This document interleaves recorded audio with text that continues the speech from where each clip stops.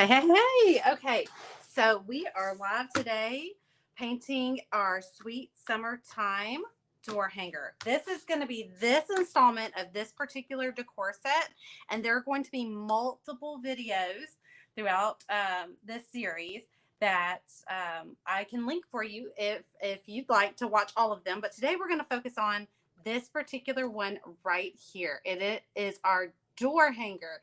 And y'all, I have been dying to paint this one with y'all. We were originally going to paint it a little earlier, but we've had some massive storms come through and it knocked 3 parishes, which if you don't live in Louisiana, then you probably don't know what a parish is or have forgotten. But a parish in Louisiana is just like your county. Like if you live in a county, we live in a parish. Same difference, right? So it's knocked 3 parishes out of power. A lot of people got power back within hours. A lot of people were out of power for almost a week. And from what I understand, pretty much everybody is back on track. So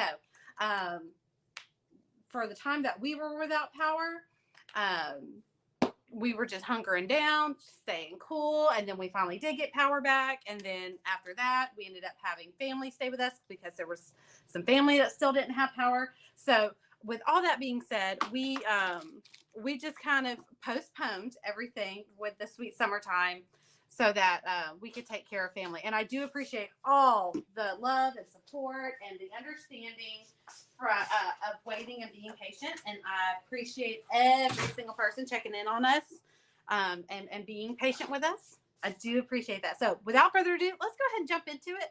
Let's go ahead and start painting. So what we're going to do is we're going to take Wild Berry. Okay. A lot of these are brand new bottles.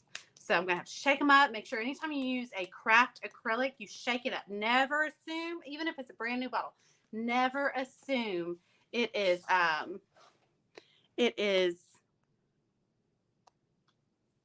sorry, something funny was happening with my camera. Never assume that it's all mixed up and not separated. Just assume that it's always going to be separated. So all I'm going to do is I'm going to paint about half of this border right here, okay? About half. And so I'm just going to go right here, and I'm just going to give a nice, with a little base coat brush. This is my favorite base coat brush. It's just a little 2-inch brush that you can get at Walmart, Hobby Lobby, Michael's. I don't have a very specific brand. I just always go for a wide brush. I believe this specific one I got from Walmart.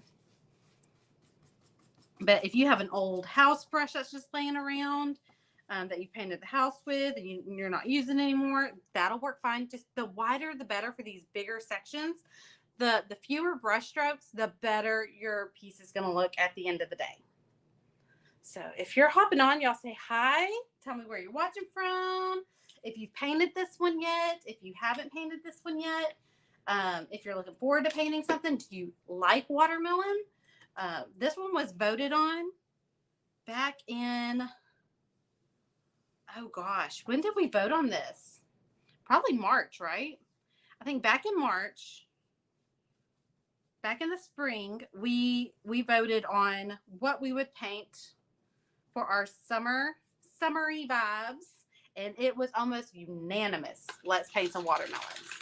All right, so that was straight from the bottle, Wild Berry. And if you want to get this supply list that has all the paints that we're going to use throughout the entire project, the paint brushes, the supplies, it's going to have a mock-up of every project that comes with the series.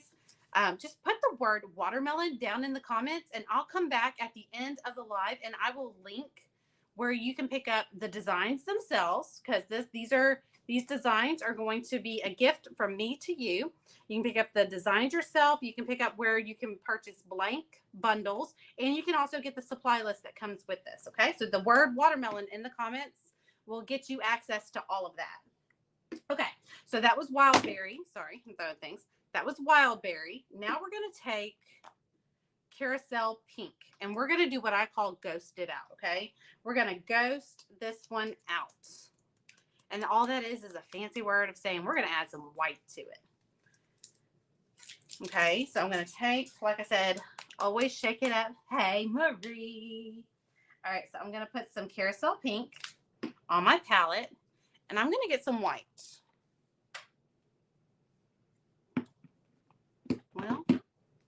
say I'm going to get some white. There was one day I could not find a sand color, and I had my son help me while I was painting. I said, "Hey, can you get? It's a sand. It looks like sand in a bottle. It's the color of sand." And he was picking up like colors like milk chocolate and raw umber and all these darker browns.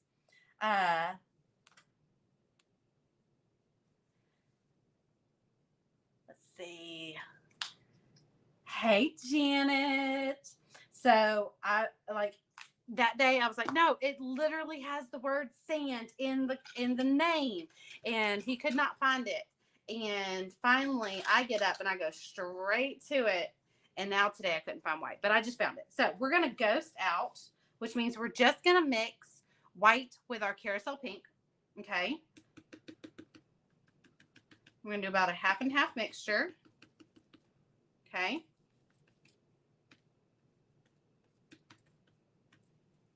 Of white and carousel pink. And we're going to go straight over that wild berry, okay? And all we're going to do is we're going to go, let's go all the way. Let's go ahead and base coat this whole thing carousel pink. Again, I'm still using my base coat brush. I'm going to base coat this whole thing carousel pink. I'm just going to get it wet, okay? All we're doing, and don't worry if it dries on you, no big deal. We're just going to get it wet and get a nice little base coat on there. So those look totally drastic, right?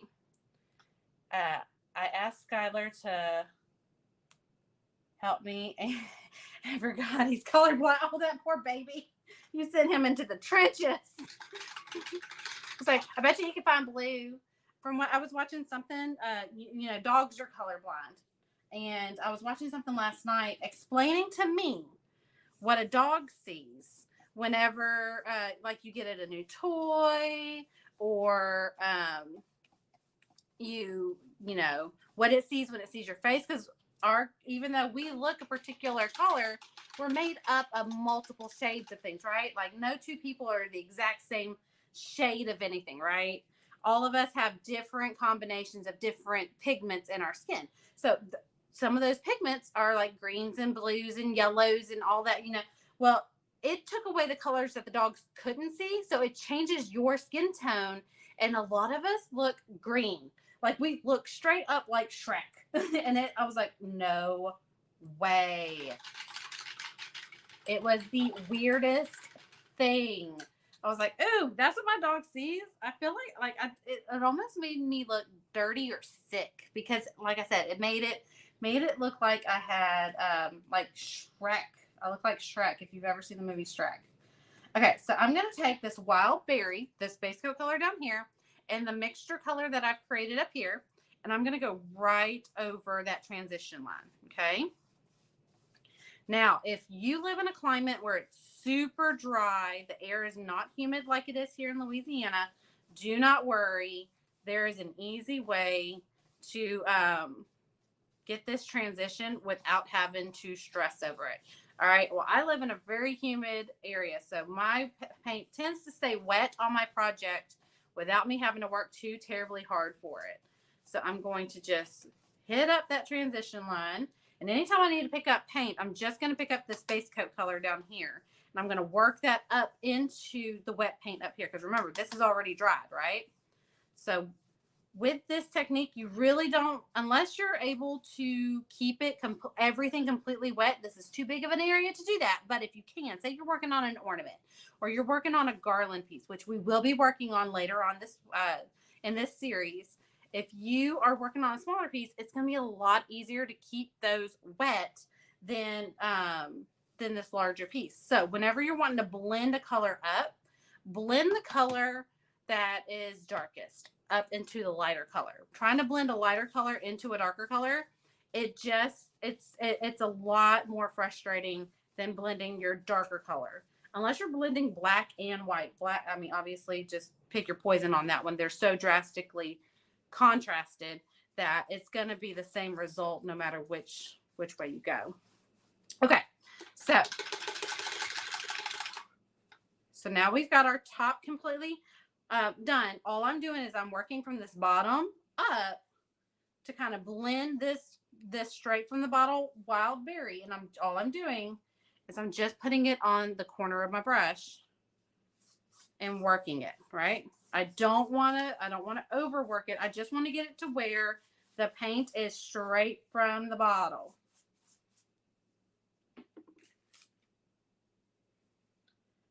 Straight from the bottle. And all this does, it makes me want to go to the store and buy a watermelon. All I want is a big whole ripe watermelon at this point. All right. We're done. I could sit and do this transition all day long. I love an ombre. Let's see. Hey, Michelle. Hey, Sheila. How are y'all doing? Hey, Cindy. Okay, so if y'all are watching, I gave y'all the secret word of how to get, if you don't already have it, because this has been out for a little while, if you don't already have it, the series, you can get the supply list, the design bundle, and a place to where you can order blanks. Now, all the supply list and the design bundle, it's a gift to you, from me to you. Happy summertime. But the blanks have been up for a little bit. And if you hit the where to order blanks, it'll take you straight to a one-click bundle where it'll have the door hanger in the exact size that I'm painting. It'll have the attachment in the exact size that I'm painting, so you won't have to worry about pre-sizing anything. And it'll also have the 6-piece garland with holes already drilled. It'll take you straight to that one-click listing where all you have to do is click it once. It adds the whole thing to your cart. And like I said, you won't have to worry about guessing at what size is Erica painting, what size is that door hanger, what size is Erica's attachment piece, what size are those garland pieces, and how many of each one. If you notice, there's 2 different garland pieces, there's 2 different styles of watermelons. You won't have to worry about where the holes go or anything like that. So you just put the word watermelon in the comments, and it'll take you to, I'll come back after the tutorial's over, and I will link it for anybody who's put that in the comments. And it'll take you to a buffet where you can find the link that you're looking for, whether it be the blanks or if you want to download the designs. Like I said, the designs are a gift from me to you. If you're in my paint studio, you've had them since June 1st because they were part of your June bundle. They were a gift to my paint studio. They had early access to it. Alrighty, our next step is going to be splatter paint. One of my absolute favorite techniques. It does not take a lot of effort to do this. It is just pure fun. So I'm going to hide my little batch right there. And I'm going to do the splatter paint before I really move into anything else, because splatter paint is messy. We do not want to work on something and get it all nice and prettied up over here, and then all of a sudden splatter paint, and then now what we've already worked on is covered, right? We want to protect our work and work smarter, not harder, right? So I'm going to take a little bit of wet water. Water's wet, right? How can water not be wet? So we're going to take a little bit of water and water down our yellow. And my favorite way to splatter, there's so many different ways to splatter. Some people use toothbrushes. Some people use fan brushes. Some people, I like to tap. So I like to find a brush. A lot of times I'll find a brush that has this rubber grippy thingy. And I just feel like it gives a better tap. But all you need is 2 brushes, okay? So you're going to take your brush with watered down paint. Oop, oop, oop, oop, oop, oop. That's a little too much. I don't usually use this big old base coat brush. We're going to bump down in brush size. The bigger the brush, the bigger the splatter. I'm not going to worry too much about the splatter because we're splattering, right? So I'm just going to dab that off. I don't want to mess up my ombre. So I'm going to grab, I like to splatter with flat brushes, and I tried to cheat the system here by using the one that I already had in my hand, but it's way too big. So let's find a different flat brush. You could also use an angle brush. You just want something right here. This will be fine. Just right here. Like I said, the bigger, the wider the flat brush, the bigger the water droplets or the paint droplets. And you don't want drippy paint. You just want watered down paint, kind of inky consistency. All right. So I've got watered down paint. And I'm just going to tap, tap, taparoo.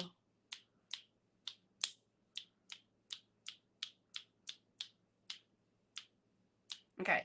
And if you have something that's near and dear to your heart that you don't want to have to be scraping paint off of, make sure you move it out of the way because it gets messy. There's splatter all over here. I promise you there's splatter somewhere on my tablet over here that I can see comments on. There's splatter everywhere. You will notice splatter droplets weeks from now on. Oh gosh, that I will probably have it on my shirt that I'm wearing right now. But don't worry. Don't worry. They're itty bitty little droplets, so they won't be a nightmare. Well, good morning. Good morning. Well, actually, it's afternoon for me, Gail. Where are you from? If it's still morning, you must be West Coast. I'm just gonna, hey, Miss Pam. Hey, Ginger. Don't forget, if you put the word watermelon in the comments, I'll come back and put a buffet of links where you'll be able to grab the printable templates and the JPEGs, or you'll be able to order a blanks bundle if you want to order the bundle that we'll be painting in this series. This is a 3-part series. It will have the door hanger, the attachment, the garland, and we're gonna paint them all live. So once all the tutorials are over, that link will also give you the replays, the direct links to the replays, so that if you ever want to revisit and don't want to have to dig through the deep dark interwebs, then you can just go back to that link and it will have door hanger tutorial number 1, attachment tutorial number 2, and it'll give you direct links to that. Alrighty, so let me grab my mock-up. It'll also have the mock-ups for you. Let me grab my mock-up. And the next step that we're going to paint is we're going to paint this rim right here. It is, what color green do we want to use? I think I want to use Sage Mint. This is going to be a little bit more pastel than the printed version. So this printed version, it's so hard to match toner ink to paint swatches, and this is just the closest that I can get. So we're going to use Sage Mint and Hauser Medium. Those are going to be our go-to greens for these projects. And I am going to, I think what I'm going to do is I'm going to mix the two together. We're going to make this really cool concoction because I want to use all different shades of these greens. So what we're going to do is we're going to make a middle of the road. Okay, so we've got straight from the bottle Hauser Medium, and we got straight from the bottle Sage Mint. They are a light shade and a darker shade. So this is going to be our lightest shade. And this is going to be our darkest shade, right? So let's make a medium shade by mixing half and half of each one, okay?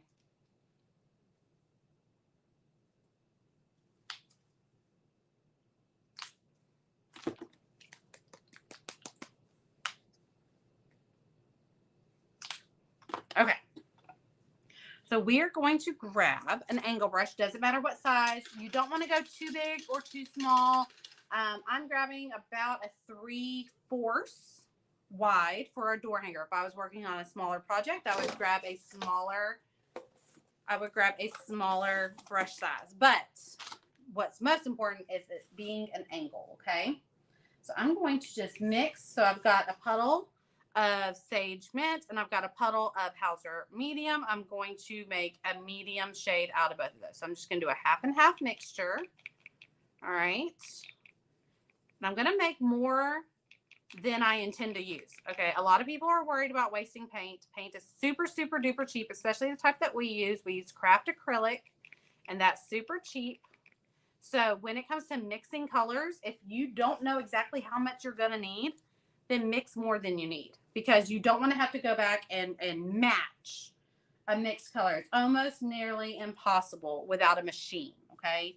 The way that paint companies can get exact shades in batches and be able to sell you the exact shade of something mixed is because they have a machine. Okay. We're not machines. We're human, and we can only mix, even with measurements, we can only mix to the best of our ability to be able to pour that by hand, right? So let's not get skimpy on mixing our paint colors. When you have to mix something, make sure you mix more than you need, okay? Oh, this made the most beautiful watermelon rind color. It's so pretty.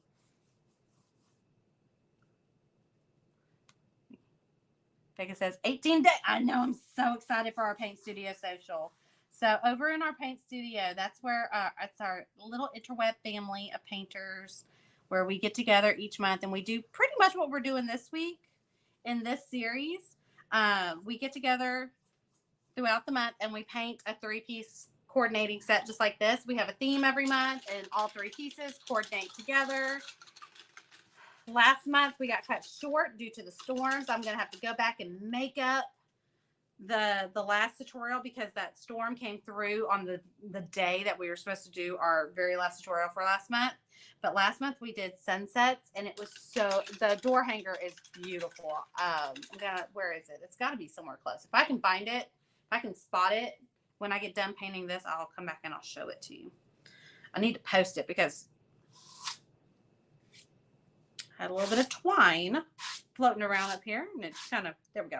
All right, so we have base coated this with a watermelon color. Remember, we mixed Hauser Medium and Sage Mint, a 50-50 mixture, right? We're going to let this dry. Now we're going to go back in and we're going to add a little bit of white. We can either add white or we can add more Sage Mint. It does not matter. It's just whatever your fancy is. I'm going to add more Sage Mint to the color that we just painted, okay? So I'm going to take a brush. We're just going to, it doesn't matter what brush, we're just using the back of our brush as a paint stirring stick. And I'm going to add this mixture. Okay, so you see the mixture that we used right here. I'm just going to bring it into the Sage Mint, okay? That's just making it lighter because we're mixing it into our lighter shade. So all we're doing is we're making an even lighter shade of the color that we mixed for our background here, right? And I have a makeup sponge, okay? I have specific makeup sponges that I like to use.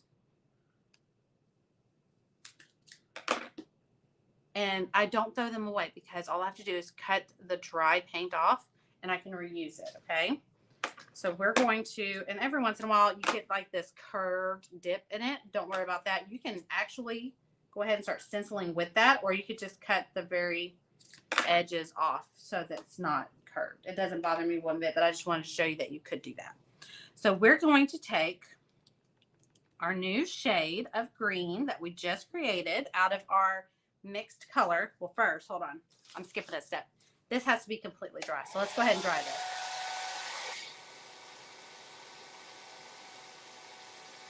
Hey, Carol. But yeah, okay, so what I was telling y'all is over in the Paint Studio, we have 18 days till a bunch of us are going to be meeting up here in my hometown and painting for a day. We're calling it our Paint Studio Social, and we're going to be painting for the day. It's a full day of painting. I've got a bunch of projects that we're going to paint for the day. I think I have like 6 projects. 6 for sure, and then I have some extra projects for those who want to hang out for the rest of the night. So it's 12 hours of painting. So from 9 to 9, right? And then I'm not shutting the doors until they kick us out, honestly. We're going to paint till our heart's content. I technically have the venue until midnight. So if we want to paint till midnight, we're painting till midnight. The glory of it is that it's in my neighborhood. So honestly, I'm not too worried about going home. I'm technically home, right? So we're going to have such a blast. We're going to have technically more than 12 hours of hanging out, socializing. And the reason we're calling it a social is because it's all about socializing with our studio sisters, right? So we are going to meet, hang out for the day. I'm providing lunch and dinner. I'm even going to have a coffee meet and greet beforehand. There's a local coffee shop that's 5 minutes down the road. and it has become one of my favorite little spots to like go and sit and work. If I want to get out of the house and work away from the house, like if I want to take my tablet and go draw some designs while I sip on some really good local coffee, that's where I go. And then, y'all see the cheetah print?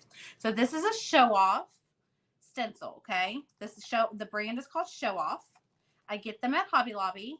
I can link, if you put the word watermelon in the comments, I don't mind coming back and adding that to the link buffet.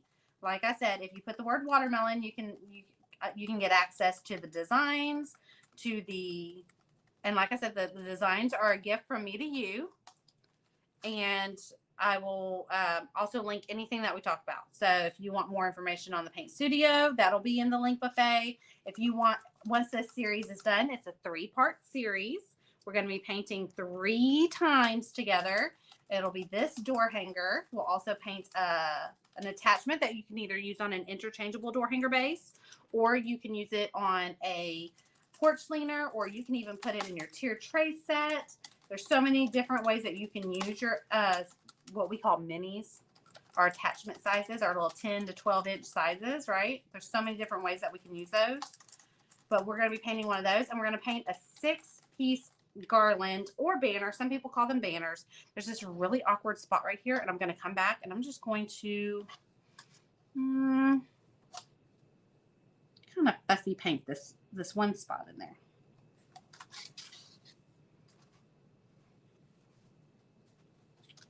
And this one too.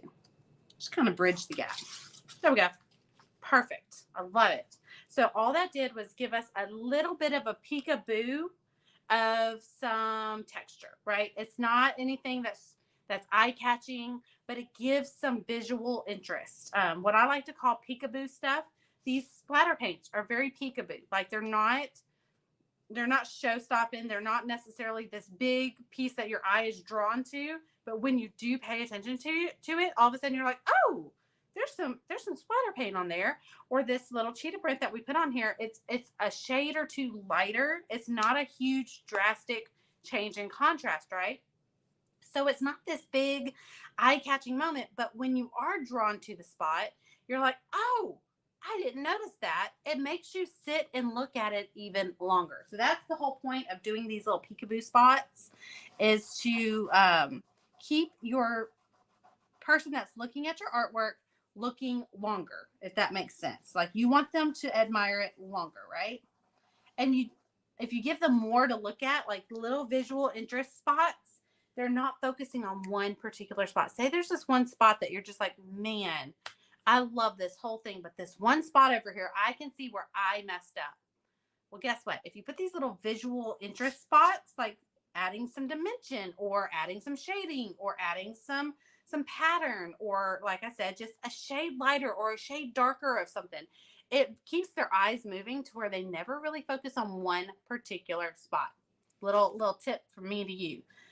Good afternoon. I just got on. Hope things are better for you. Things are going great, Cindy. We finally have AC, which is all, they could have kept the lights out for weeks. So I would have been fine. But please, dear God, bring back my AC. I can live without it, but don't ask me to. I don't want to. That's my grandmother and I were talking about that while our power was out. If y'all didn't know, in Louisiana, and a couple of other states were affected as well. In Louisiana, where I'm from, we went 3 parishes in the North Louisiana area where I'm from. 3 parishes, which are like counties, went completely without power for a week. Now, thankfully, my house did not go for a solid week without power, but we were uncomfortable. But I was very blessed to have gotten it back and was able to allow family to come and stay and enjoy the AC and get out of their hot houses and stuff like that. So it was uncomfortable, but it was not unbearable, right? Like it's that you see it all the time, or you hear it all the time when someone's complaining and then someone just says, but did you die? So it's one of those things where I'm like, well, at least I didn't die. I didn't die. It didn't kill me. What doesn't kill you makes you stronger. This kept popping in my head every time I complained about it. I was like, it's just making me stronger. Okay, so I'm going to take our Hauser medium. I'm going to ghost it out just a little bit with some white. Like I said, anytime I say ghost it out, it's just my fancy way of saying I'm going to lighten the shade with some white. So I'm going to take some Hauser medium. I'm going to take some white. And I'm not going to do a half and half mixture. It's really going to be, I'm just taking it a shade or two lighter. Just a shade or two lighter. Let me see if I can find it. There it is. I knew I had a peppermint somewhere. I feel a cough. I've spent some time outside recently and my allergies are kicked up.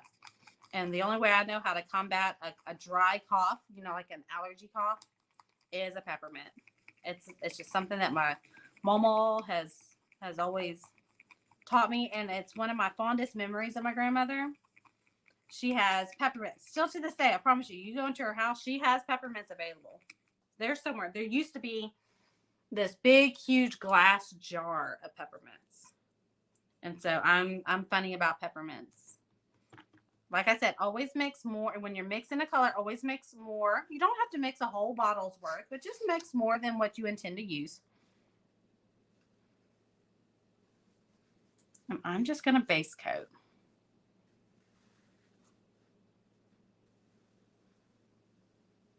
Now, if you notice, when I'm in a point, I always put the long end of my brush, the toe, okay?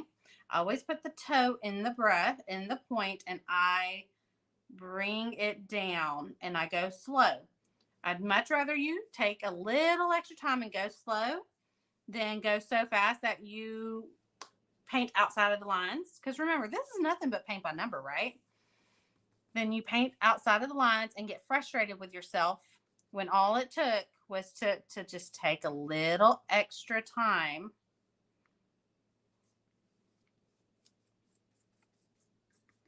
Okay.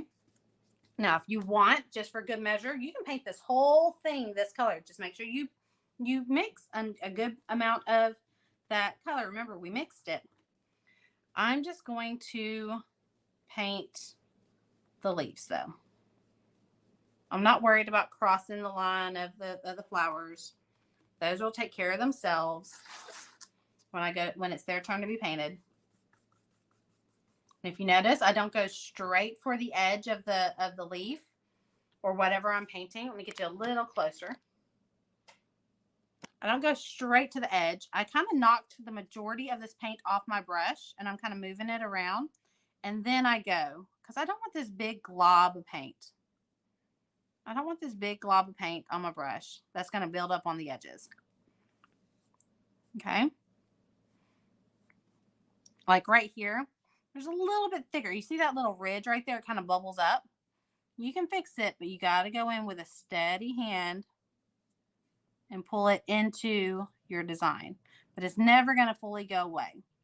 But if you take your time, if you take your time and knock most of it off in the center of whatever you're working on, especially if it's big enough like this is a big enough piece, this leaf, that you shouldn't end up with a paint ridge. And if you do, it'll be a really small one and it'll dry down flat. Okay, there we go. And we're just working around the project and we're going leaf by leaf, okay?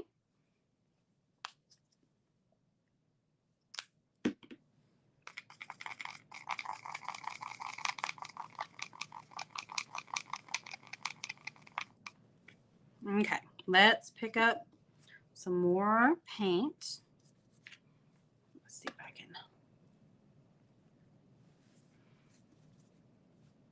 How are y'all doing today?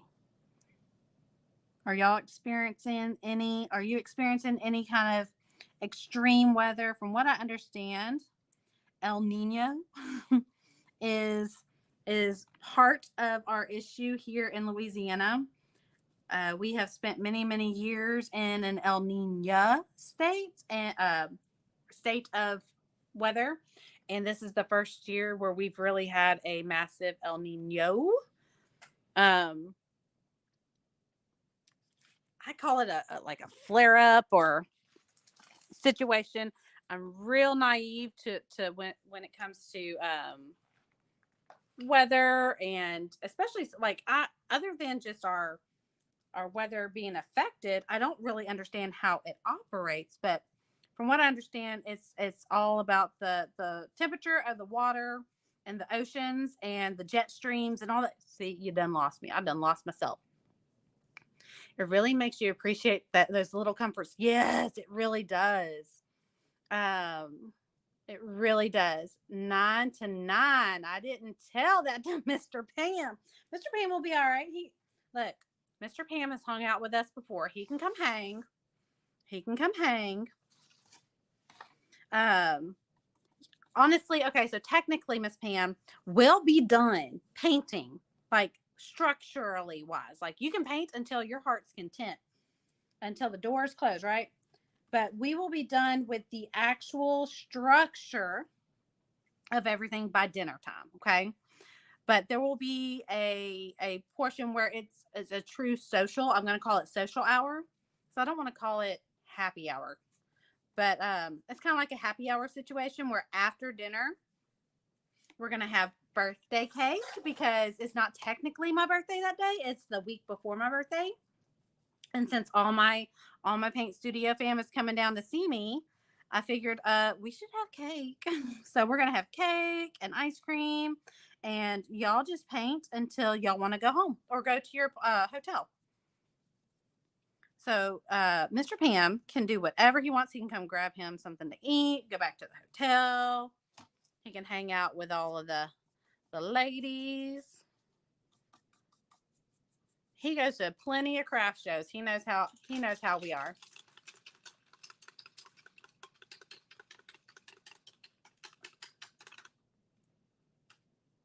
Oh, Gina, it's going much better. I was in a state of a panic yesterday just from a little PTSD from last week or the last 2 weeks really. I'm with you, Marie. We've had some real long bouts of rain. Today we were forecasted to get some more rain today. We did get some yesterday and it was just like the storm that knocked our power out. And I was nervous about it, but luckily it only knocked out a few little light posts and it split a couple of crepe myrtle trees in half. I was not gonna lie, kind of impressed with how it split crepe myrtles in half. Their crepe myrtles are so bendy. I mean, think about how flexible a crepe myrtle is. With two in a row, been snapped it straight in half. These were older ones though, so they were well established, kind of heavy. Okay, so we have our base coat of our leaves done. Okay, let's see. Um, I'm bringing my mom to celebrate her birthday. Well, Marie, you can tell the little white lie that the birthday cake is for her. Okay, tell her that I planned it just for her.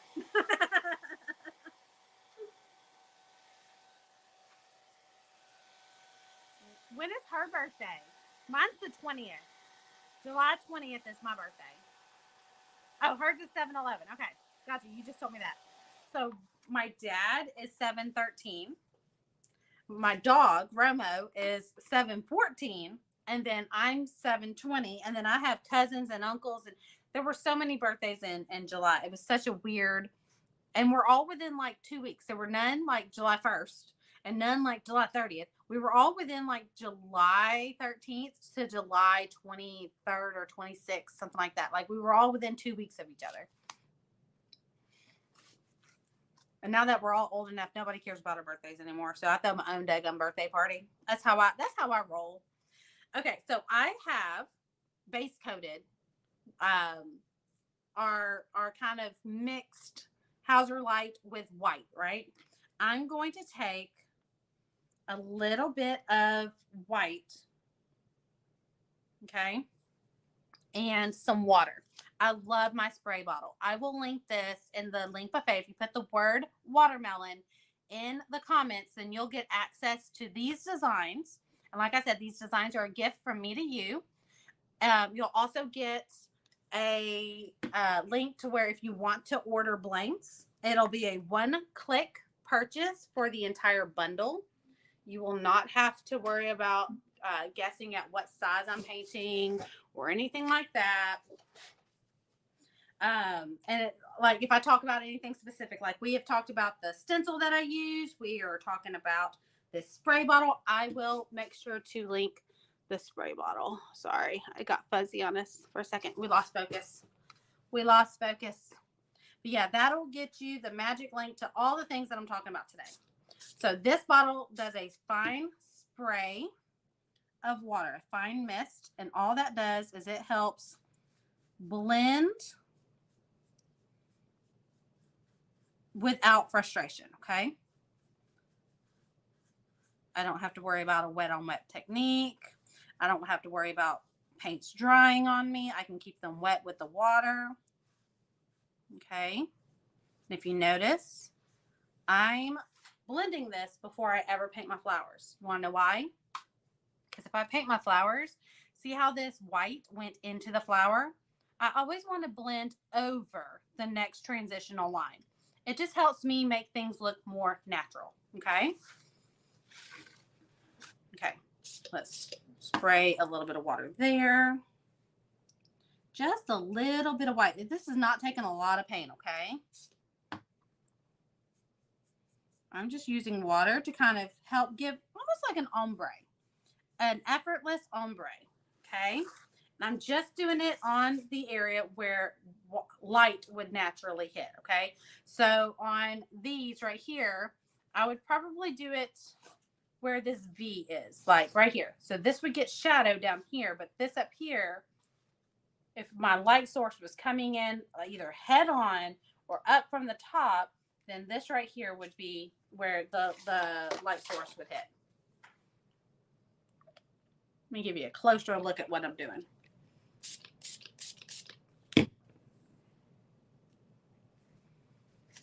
This one comes over, so I'm going to go to the one that's tucked under. Whenever you have two elements that are side by side and one seems to be on top of the other, always do the one that's in the back first, okay? Do you see how that, well, once the water, because you're getting a little bit of the glare of water, you'll see where this is lighter than this, and you won't be able to see the transition. So right now you're seeing the transition right there. All that is water. That's not paint. Once this completely dries down, you'll be able to see where the white starts, but you won't be able to see where it ends because it seamlessly fades into the background that we just painted. I love this way of adding dimension. This spray bottle gives the best amount of water, and it's in such a fine mist that it's not, it doesn't take forever to dry. That's another reason why I like it. I get it from Hobby Lobby. There's nothing special. You know, it's not commissioned or anything like that. I don't get anything from it. All it is just one of my favorites.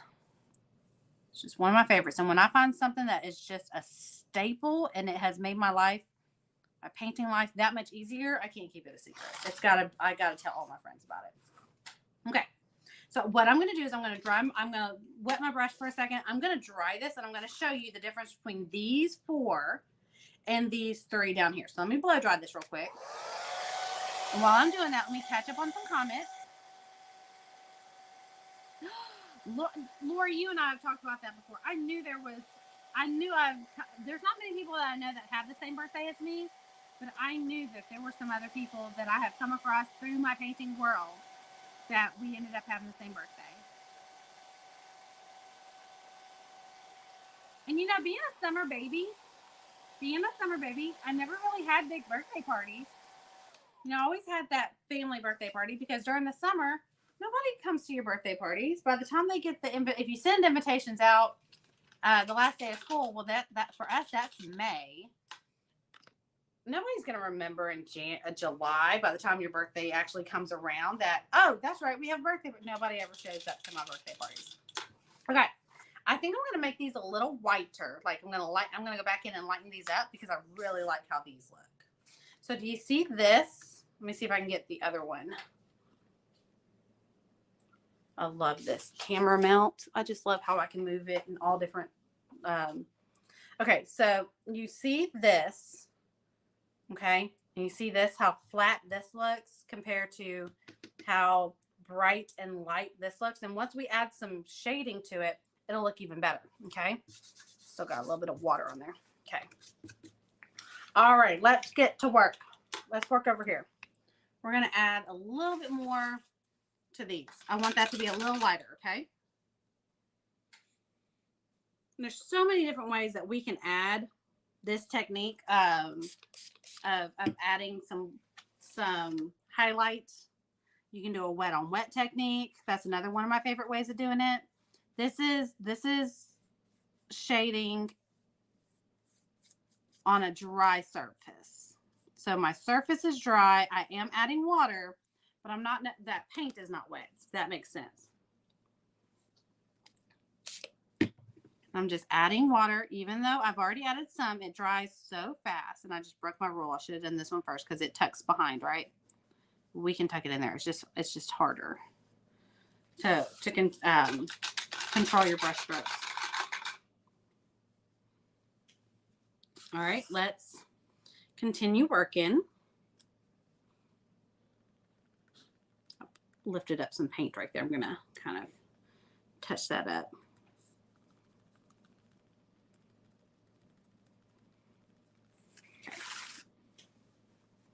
Now, let's work on this one. Oh, you can't see it. Let's move it. Let's work on this one. Running out of white paint. We just put, and it's just taking a drop of paint. It's not a lot, okay?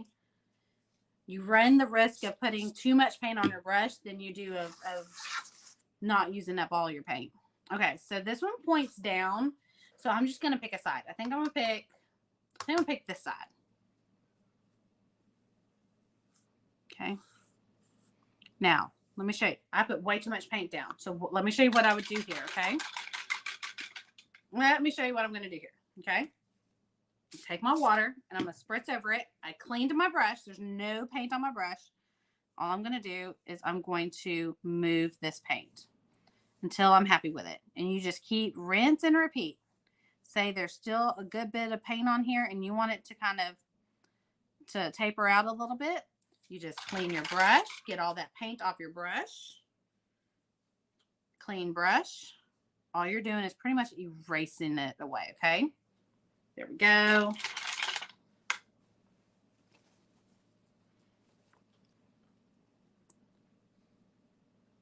Hey, Terry. We're just adding some shading to our leaves. You are popping in at just the right time. We're about to knock out these flowers. Okay, so that's a lot of paint on my brush. Okay, that's a lot. Trying to show you what a lot looks like. Okay, see how you can see the bristles. There's not a lot of paint buildup on the brush. You just want just a smear. Okay, and we're gonna paint the one in the background first, even though it's not going to intersect.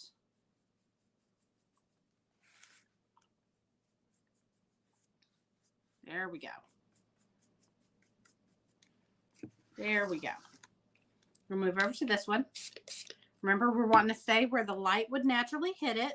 And if there's ever a question, then move on. If there's ever a question of where the light would naturally hit, move on and finish that section and come back to it and see where there just seems to be a hole. Sometimes there's not a right or wrong answer, and you just kind of need to visually look and like, it would look better if it was on this side, or kind of like I did with this one on the bottom that was pointing straight down.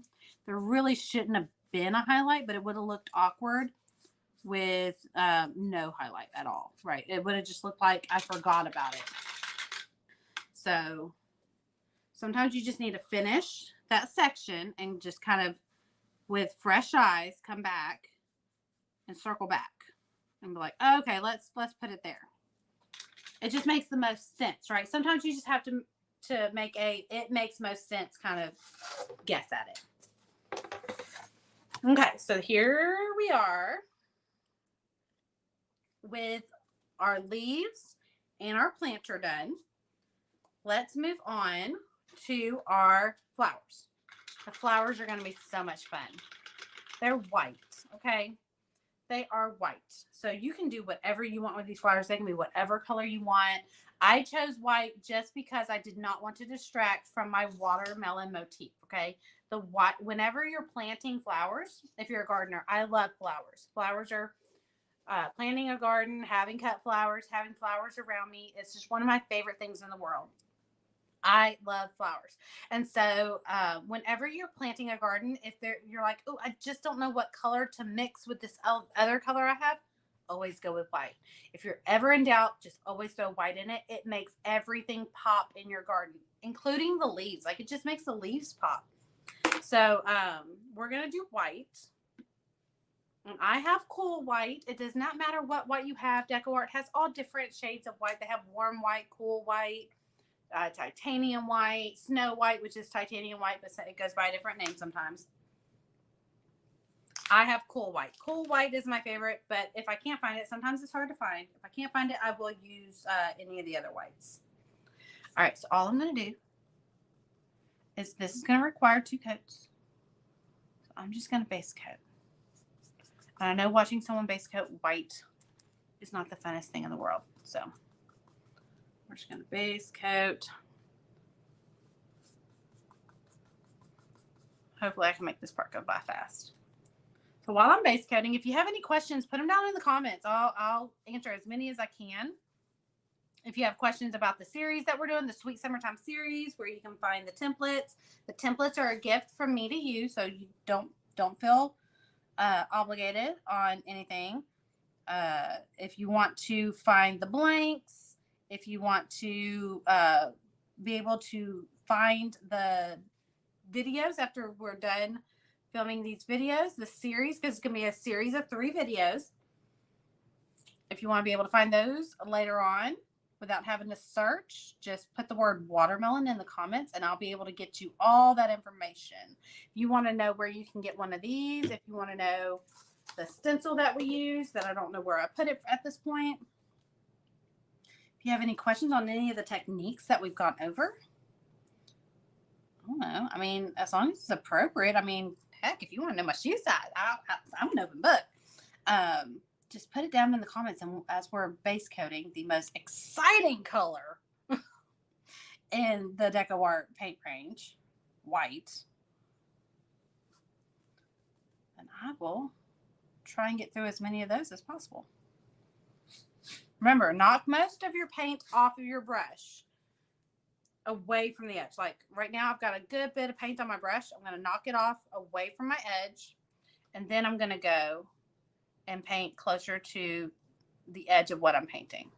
That'll help me stay within the lines. Using an angle brush with these curved lines also helps. Did you miss a leaf? Don't tell me I missed a leaf. I did miss a leaf. I'm glad you caught that. I'm glad you caught that. Who said that? It was fun to paint. I couldn't wait to paint. Terry, you did such a beautiful job on yours. I loved yours. I love the shading, the contrast of everything. It was so pretty. It was fun to see it in real life. I did. I'm going to come back and I'll paint that. I did. I always miss a leaf. It never fails. I always miss one. Especially when I'm talking. If I get to talking, my brain squirrels. And,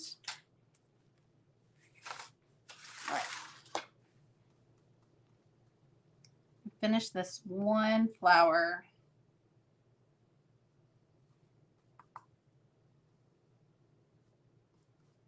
Okay. Let me finish this flower.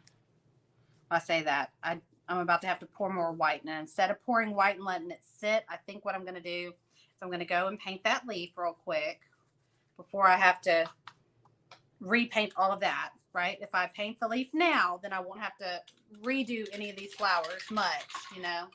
Let me get that off my brush.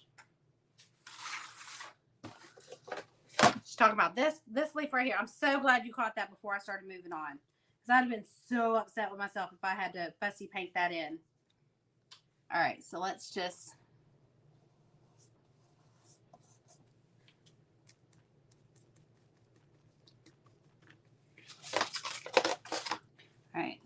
knock most of it off. Let's go into the tip of that.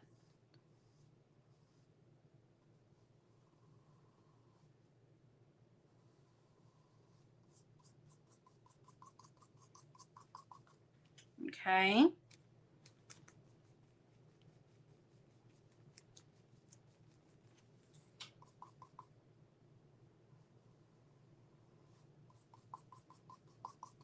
Okay.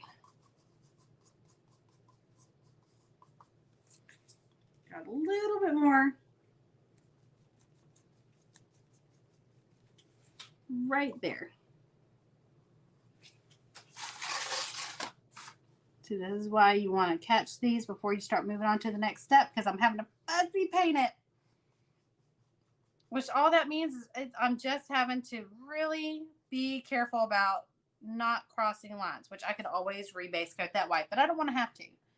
So we're going to try our best. Thank you, Lori, for catching that. Lori, I'm so excited to see your face. I cannot wait for you to be here. Is Ray coming with you? Or you're riding solo, aren't you? You're riding solo. Okay, we're gonna let that dry for a second. Let's not forget about our highlight. We're gonna put our highlight.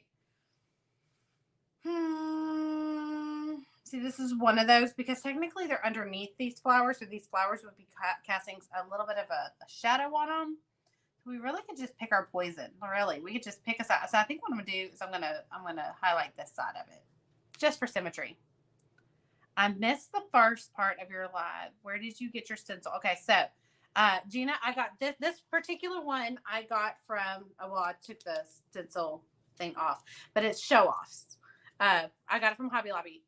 I will link it in the comments after the live.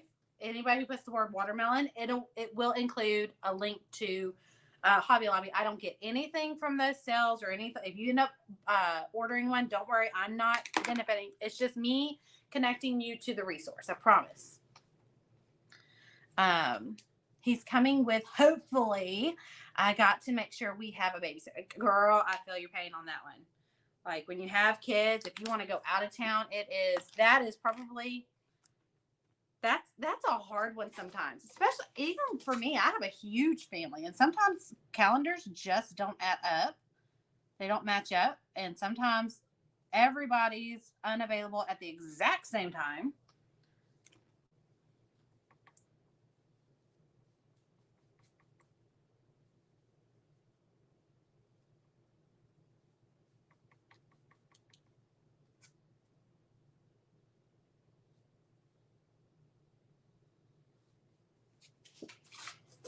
Let's see. Have you ever been in the middle of a sentence and all of a sudden your brain just says detour and it takes you on a complete detour? It just happened to me. I literally I knew I was in the middle of a sentence and all of a sudden my brain said, hey, what are we having for dinner tonight?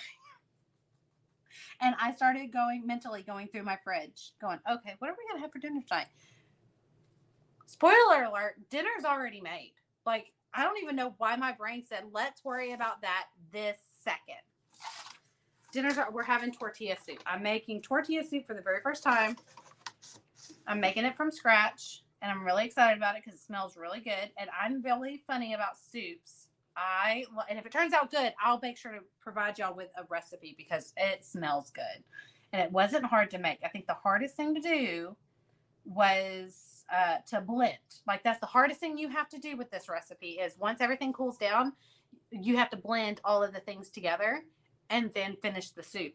And I'm really funny about soups. I like things to sit in the fridge for a little while before I eat them because I feel like they always taste better the next day. So I made it this morning and I did that intentionally because I wanted it to sit in the fridge all day long so that when I went to heat it back up this afternoon, it would taste like next day soup. Is anybody funny like that with me? Like, does your soup, like your red beans and rice or your chili or any of your like one pot meals ever taste better the next day? So good to see you live. I hope Minimal damage, Anna. There was minimal damage.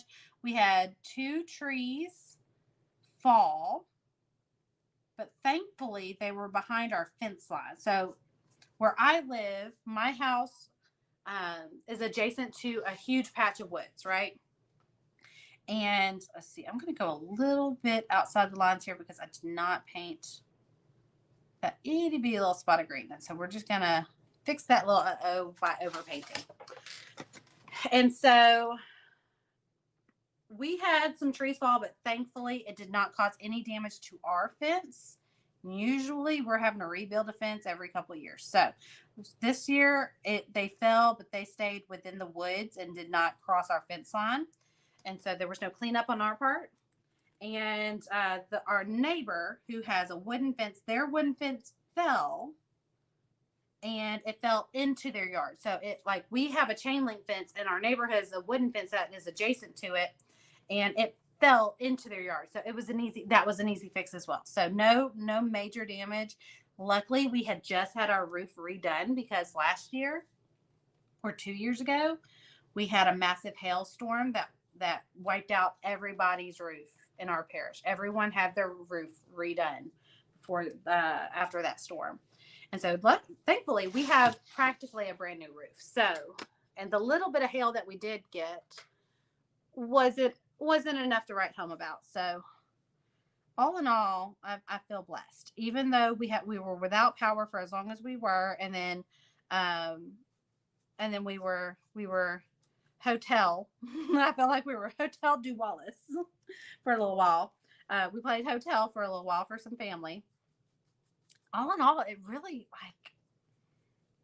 wasn't that bad. And y'all know how much I love to play cards. That's my favorite thing to do whenever there's nothing else to do. I love to break out a couple decks of cards and play some cards. We did a lot of that. And then there was one day that we just decided, let's get out of the house and get these kids out of the house and just go on a little day trip. We crossed the Arkansas border and took the kids to lunch. There's a little place across the Arkansas border. And we sat down. It's about an hour away from here.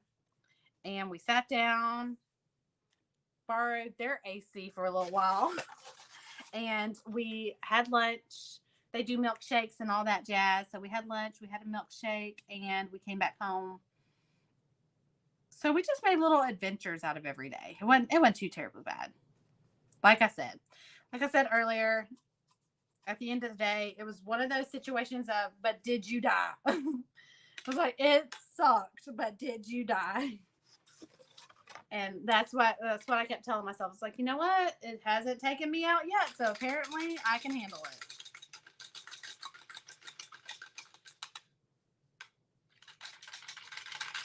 And that's just par for the course. Like, Louisiana just gets, I know the whole U.S. gets some crazy weather, but I truly believe Louisiana here gets we get some crazy weather, where most states have to worry about, some snowstorms. And I made a joke to all my friends that are up north. I have a group of us where a lot of us are up north and only 2 of us are in the true South. Me here in Louisiana and my friend who's in Alabama. And we have about 7 to 9 months of the year where we're hunkering down, where we're preparing for tornado warnings or hurricane warnings. And that makes us summer strong. I said, look, where y'all are winter strong, where y'all can literally live through a snowstorm and be locked in your house for a week waiting for someone to shovel you out of your house. We are summer strong. Okay, we can handle 110-degree heat plus heat index, and we can handle, like, we are the crazy ones that go out on our front porch when the tornado warning goes. And like, oh, let me go see it. The last time we had a hurricane, me and my husband were sitting out on the back porch just watching it go by. Now, we do have our limits. It depends on what category it is. If it's anything below a 3, we may sit on the back porch and just enjoy the breeze. But if it's anything over a 3 and up, that's where we treat it like a tornado. We treat it like a tornado because that means the winds are pretty high. So the winds for this past storm that we just went through that knocked 3 parishes of power was 80 to 100-mile-per-hour winds. It was crazy. It was I'm not gonna I don't get scared during storms. I'm not that person that gets frazzled during a storm, but I'm gonna tell you that one. I was saying some really deep prayer. I was in some deep prayer during that one. Okay, so all we're doing is we're going to do a second coat, but as we do our second coat, we are going to add some just visual interest. Again, remember, all we're doing is we're adding visual interest, okay? We're not we're not worried about being the best painter ever. We're just worried about having some fun, okay? I want you to look down here. Down here we did ombre, which gives visual interest. It's not this hard technique that you have to spend weeks mastering, but it does take practice. Everything you do is going to take practice. If it's worth doing and doing well, you're going to have to practice it. But this ombre, not hard. Super simple, easy to master in about a day or two, right? Splatter paint, super simple. A toddler could do it. And all it does is add visual interest. It gives your eyes something to not super hyper focus on. It breaks up the background to where you're not focusing on one particular spot for too long. And it gives the person who's looking at your artwork more to look at and not notice any kind of mistake. So if there's something that you feel like is a mistake, if you add visual interest like stenciling or splatter paint or some ombre color transitions, then you're giving them more to look at and more to kind of move around at, to avoid any kind of mistakes that you feel like you have made. Believe me, half the time you're going to be the only one that notices your mistakes. People who are looking at your artwork are looking at it as a whole. You're the only one zoning in on the mistake, okay? Is it really a mistake or is it just something that can be improved on later, okay? Never see it as a mistake. Every time you pick up a brush, I don't care if you're Picasso. Even Picasso would look, I'm sure, would look at his artwork and say, I'll do it better next time. I like this, but next time I'll make sure to spend a little extra time on this and go a little slower so that I don't mess up on this. You know, I promise you, if any of the master painters were still alive, if we were to take them to museums and show them that we admire their work, they would ask, why? Don't you see this? Don't you see this? Don't you see this little mess up that I did right here? I'm telling you, the Sistine Chapel, he had some issues with his artwork. I don't even have to know him personally to know that any artist has issues with their artwork, right? So just give yourself some grace, okay? No artist, no one who picks up a paintbrush, color pencil, crayon really is 100% okay with every brushstroke that they make, right? We're always building on what we know. We're always a work in progress. All right, so when we go to paint our flowers, so like I said, we're working on our second coat. White takes 2 coats, especially when we have this big of a field of white, right? When we're working on flowers or anything that's layered like a flower, you want to pick the one that's tucked furthest in the back. Look at them as if they were layers, okay? Because they are. Let's be real, they are layers. So any bouquet of flowers, you need to start at the one that's furthest in the back and work your way to the one that's furthest in the front. So this one right here, where we see every single petal, that one's furthest in the front. So it's going to naturally be the last one that we paint, okay? And it's going to be the last one that we paint. And I'm just giving a quick second base coat to these further in the back. I'm not going to worry about the one furthest in the front until I'm ready to paint it because I'm going to cross over into it multiple times. So I'm not even, you can paint that if you want just for being consecutive and for good coverage, but you don't have to paint that one quite yet. Okay. You just want to paint these ones that are in the back first and build that opacity up. Let's see, let me catch up on Are you going live tomorrow? Yes, at noon. I will be live again here tomorrow. If you're catching these live, then I'm painting at noon today, tomorrow, and Thursday. Today, tomorrow, and Thursday at noon Central Standard Time. Tomorrow we will be painting our cupcake mini, our attachment. I'll show you it in just a second. It's super duper cute.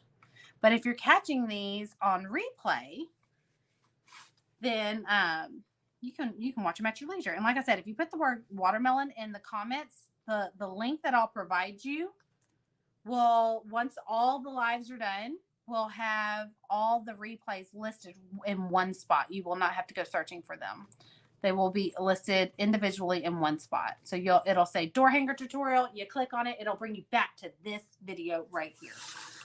It'll bring it to, and you'll be able to ask questions in the, like, say this is 2028, 2032. As long as this is still the original video, which it is going to link back to the original video, it will ask the question in the comments. If you put a comment down, then I will still be triggered to come back and answer your questions. So don't feel like you're ever going to be left in the trenches. I'm not going to leave you in the trenches. I'll be able to come back and answer any of the questions that you have. Okay. Last petal for a second coat. And then we're going to do our fun fancy coat. Okay. Fun fancy coat. So white requires, this big of a field of white requires 2 coats of a base coat to get full coverage. And then if you're going to add some visual interest, which we are, you want to do that on the 3rd coat. It sounds like Oklahoma. I'm telling you, Oklahoma, because y'all have, okay, so I will say, y'all get prettier tornadoes though. I was doing some research while we were out of power. It gave me plenty of time to think and do some research on some things. And apparently Tornado Alley, what we're taught in school being Tornado Alley, is not true meteorologist Tornado Alley. So Tornado Alley that we're taught in school is according to the jet stream, whatever, you know, all those meteorologist terminology that none of us really fully comprehend, but we get the gist to be able to read the weather map, right? To understand what our weatherman is telling us for the next 7 days. Well, the Tornado Alley that we're all used to, like from the Midwest down through Louisiana, right, is not true Tornado Alley. True Tornado Alley, like if you were mapping out where the biggest threat of tornadoes possibly happening, it is actually Louisiana, the bottom part of Arkansas, Mississippi, and Alabama, with Alabama and Louisiana fighting every year on. Like it's almost like, okay, who's going to have more than, it's almost like a scoreboard. A scoreboard none of us want to be the leader on, but it's usually between Louisiana and Alabama from what my research has pulled. Louisiana and Alabama are the states that have the most per year tornado, actual tornadoes that hit ground. Like we have the most that hit the ground. Like we have more than any other state, including the Midwest states, where you would think that's where, because that's, you know, Twister is filmed in the Midwest. All of the pictures that you see, that when you Google a tornado, it's always like Oklahoma or Utah or, you know, all those places, Montana. It's because, and the meteorologists that I followed when I did this research, they were saying because they have prettier tornadoes. Who knew a tornado? Who cares about how pretty a tornado is? But they have the most picturesque because of the flat land. See, here we don't have pretty land, you know, like our land is swampy and we have massive forestry here, right? So like over in the open plains, you have all this open aesthetic for a beautiful tornado to form, to be able to see the full tornado. A lot of times you don't see the full tornado here. If it's a wide tornado, it just looks like a storm, but it's according to the meteorologist, tornado. Okay. That was a lot of information you didn't ask for, but you got it. You're welcome. Welcome back to fourth grade weather. Okay, so let's add, I'm trying to debate, do I want to do gray or do I want to do pink? I don't think I want to do pink. A lot of times when I shade or add dimension or add visual interest to white flowers, I typically go pink, but I think this time I'm going to just do some gray. I'm going to do slate gray or sky gray. You really want a lighter gray, okay? So the light, and I like doing gray straight from the bottle. I don't like mixing grays. So what I'm going to do is I'm going to dirty my brush. Okay. All that means is I'm going to dip my brush in my base coat color. Okay. So that being white. And then I'm going to take the toe of my brush and I'm going to add just a little bit of whatever color I'm wanting to add to my flower. Okay. Like in recent years, I'm telling you, yeah. Tennessee, who doesn't typically have they get them, but not too terribly much. Tennessee's had some pretty crazy tornado activity. I'm telling you, the weather's just lost its mind the last year or so. Okay, so all I'm doing is I'm just adding with the toe of my brush, dipping in the base coat color and picking up just a little bit. This is a wet technique. And I'm just going, I'm not outlining the entire petal. I'm just separating, right? This just adds some little bit of separation. And I'm going to go around. Okay. And I'm making sure my brush stroke stops where the center of the flower is going to be. That way when I go to paint the center of the flower, it's hidden, okay? Let's see. Like I said, I'm not outlining the entire flower. I'm just giving some visual interest. I'm just kind of giving it a little bit of shadow without there having to be too much work into it.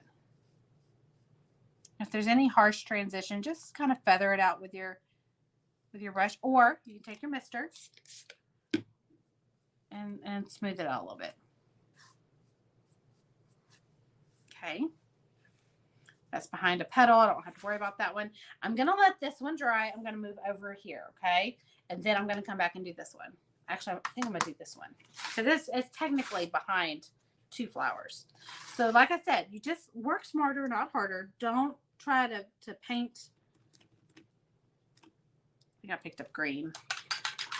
I accidentally got some green, so just erring on the side of caution. I'm going to knock all that paint off my brush. Pick up white because it's my base coat color. Pick up a little bit of gray. Okay. You see flies going around ever since we lost power, ever since we got it back. So this past whole week, I swear, the flies moved in. Like I feel like I've killed so many flies. I have caught, we have gone back to old school sticky paper like that you hang from the ceiling, trying to get rid of some of these flies, and they keep appearing. Like I have caught so many on the sticky paper, and somehow they keep on showing up. I don't know where they're coming from, and I feel like it's just because the power went out in such a huge area that it's kind of messed with their ecosystem too. And so we just have a resurgence. What is the word? An influx. Is that a word? It sounds like a word. It feels like it's a word. Okay, so I did that. I'm just gonna do like, I don't know if I like that. Go. Yeah, we're gonna do it like that. I just used my finger to kind of like smooth it out. I didn't like it too terribly much, but once I used my finger, it was fine. So I'm gonna come over here. If I feel like my paint is not spreading out like I like it, I can spray it with some water, just dampen the surface, and it will help smear that paint a little bit better. I love that sprayer. It has so many applications. You can use it for so many different things. That's really heavy. So we're going to try it in.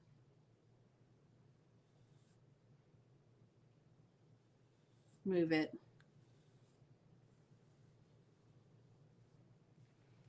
Go. I feel like that's super heavy. Like it's super duper heavy right there. So what I'm going to do is I'm going to spray it with water. Clean brush. I just cleaned all the paint off my brush, and I'm just going to move it. All that's doing is it's relocating, it's dispersing it, it's thinning it out. Let me see your, oh, Terry spotted it. Let me see your new tattoo. Then I'm going to go to bed. All right, so they're magnolias, and they're still a little dry. They're starting to, just like a bad sunburn, when you get one, it starts to kind of peel a little bit where most of the heavier lines are. But they're magnolias. So this one right here, where the darker colors are, they peel a little bit worse than the lighter shades.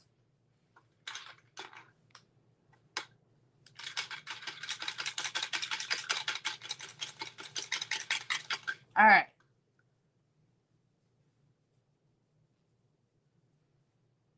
So I'm a little bit of I love tattoos, y'all.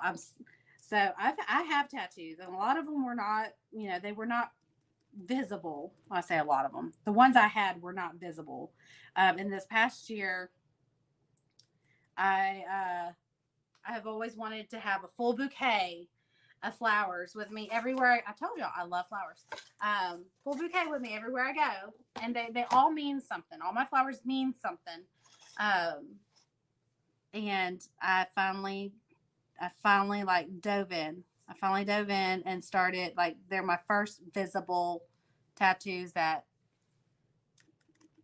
and I love them. I know they're not everybody's jam, and I do not expect anybody to be like, ooh, like, I know there's so many different opinions on tattoos, and I am not offended by anybody.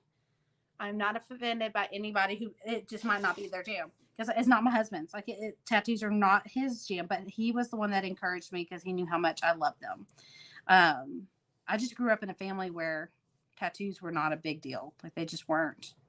And so my mindset on them is just so different than a lot of people. And I feel like we just live in a different age where, if y'all know me, I have purple hair and I like to dress in bright, funky colors. And there's just nothing conventional about me. For so many years, I felt like I had to fit in this very conventional box to be accepted. And this was just one of those things where that's one reason why he encouraged me. Why don't you go ahead and start your bouquet? Because he knew that I was really not being myself by avoiding doing certain things. Like, a lot of moms dress a certain kind of way when they go up to the school, and I am who I am. I'm going to be in jeans, t-shirts, and probably my Crocs, right? Like, if I look any more professional, it's just because I probably had a doctor's appointment that day. Life's too short to not have fun. But like I said, don't expect anybody to be to accept. You know what I mean? Like, let's see. Oh, right here. I knew there was one that I was kind of. Okay, so that's really dark. Okay, that's dark compared to everything else. So let's do our little trick. Clean your brush. Spritz it with water. Okay, we're going to move it. And whenever I have to move it, I like to move it into a place that I know is going to get covered up later on anyway. So, like, the center of the flower is going to get some yellow. It's still a little dark, so we're going to continue just moving it.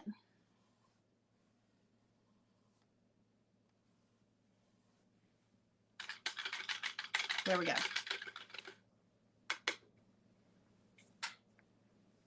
one more flower, and then we can work. I love working on the biggest flower of the bouquet every time. It's my favorite one because you really get to make things pop. So here's our last tucked away flower. Okay. Loading my brush up with base coat color, picking up a little bit of gray. If I feel like I picked up too much, I just knock it off on the side. Now, see how that kind of smears a little bit? See how it's not getting good coverage? It's just because my base coat color is completely bone dry. Okay, so if we add a little bit of water, it helps move that along. Okay. Pick up some more white, pick up a little bit of gray, knock most of it off. We don't want a lot. Terry, I hope you have sweet dreams. Terry works nights, and her schedule is opposite of ours. So she will catch a little bit of lives, and then she'll go to bed, and then whenever she wakes up, while we're all sleeping, she's super active in the paint studio. She's always catching us up on the things that she's been working on. I think she has painted more than I have in the past couple months. She is always posting brand new projects, and when she posts more than one project at a time. So I swear, I don't think I could ever catch up with the amount of work that she does. And it's always beautiful. It's always beautiful. She's probably already gone to bed, so she didn't hear not a word of that. I need my 3/4 sleeve done or full. Just got to see where the ink takes me. And see, and that's what my sister was like, why'd you start at your wrist? I was like, to commit. I know myself. I will get the first one done and just make up excuses of I don't have time and not finish it. And so I will, so that I commit to it. I started at the bottom. A lot of people start at the top and work their way down. I started at the bottom, and I'm gonna work my way up. And like you said, see where the ink takes me. And I have a planned out plan of what I want to do. And they're all flowers. There is a hummingbird that I'm going to put in it. There's going to be a hummingbird. There's one flower that I'm going back and forth on, and it's the one that I want to represent one of my grandfathers. And it's a Poppy. I called him Poppy. Like he was Papa, but I called him Poppy. Have a great day, Terry. You have sweet dreams, friend. And so there's going to be some poppies, I think they're going to be poppies. I'm not sold on it yet, but I think they're going to be. That's the only one that I'm a little iffy on. And then there's also going to be a hummingbird for my other grandfather. Like I said, they all represent something. I don't mindlessly go into it. There is definitely a rhyme or reason to what I do. All right, so there's this one little spot right here. I want to add just a little shadow on. All right. Remember, we did not base coat the center flower because we knew we were going to cross over into it many times. And we did. We have overpainted into it as we were painting all these tucked away flowers. Okay. So what we're going to do is we are going to put our second coat of white on this last flower. It's not going to take as long because it's just one flower, right? And this will help us clean up our edges.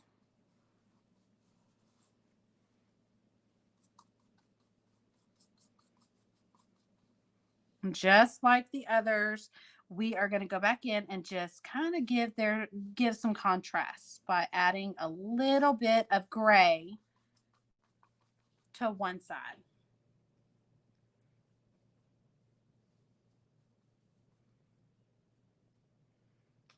What are y'all's plans for the rest of the week? Do y'all plan to come hang with me tomorrow? Like I said, we will be painting. If you're catching lives, we will be painting live tomorrow at noon. Central Standard Time.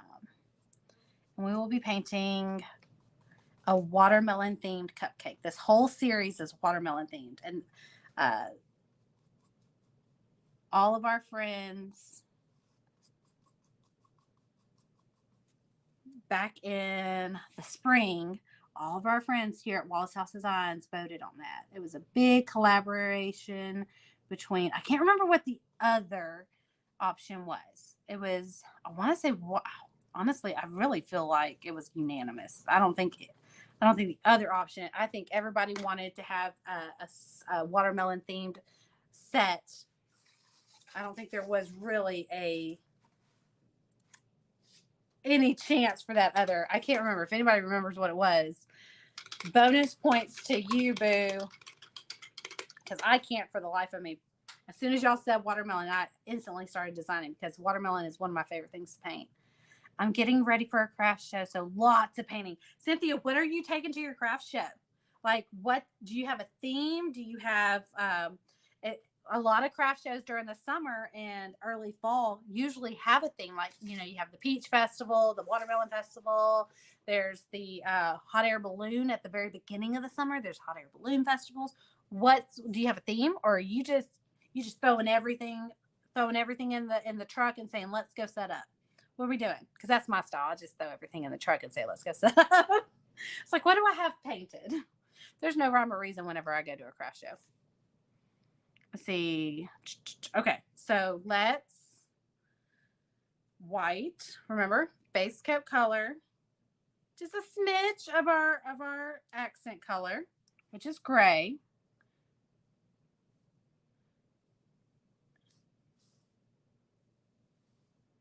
And we're just going to kind of liven up some of these petals. This takes a little bit of practice. And honestly, your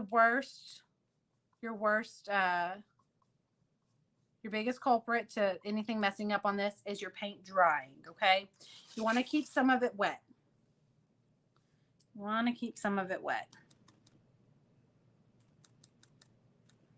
Let's see. Let's go. And on this very top flower, if you want to add a little bit more gray than you had on the other ones, go for it. You have more real estate to work with. All right, like I said, your paint drying on you is going to be your worst enemy. That was the word. I couldn't pull that for the life of me just a few minutes ago. Your paint drying on you is going to be your biggest enemy. Just hit it with that spray bottle and keep moving.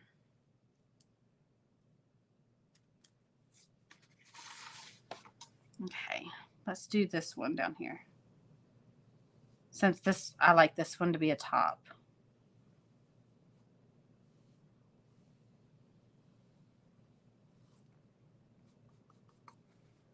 Okay, I want this to separate. See how it's like on this petal and this petal, they kind of fade into each other. I kind of want to separate them just a little bit. So I'm going to add just a little bit of gray coming from the center of the flower just to create separation. Let me see if I can do that to where you can see what I'm doing. So just to create separation. I don't want to necessarily outline the entire petal. So I'm just going to create separation and let my paint thin out towards the end.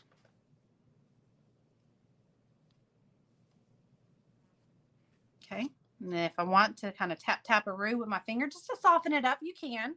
Just like makeup. When you put your concealer on, sometimes all it takes is a little tap of your finger and it kind of smooths things out. 4th of July, watermelon, strawberries, little bit of everything. I'm even throwing in a Christmas. Girl, throw that Christmas in there. Call it Christmas in July. Spoiler alert, we will be having Christmas in July here at Wallace House Design. So keep your eye peeled for that. It will be announced on July 1st. July 1st, if you're watching live and it's 2023, we will be having a Christmas in July starting July 1st.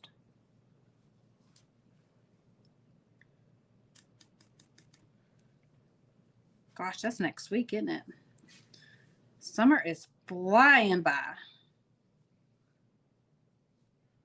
All right, so that's a little dry. I want to clean that up a little bit.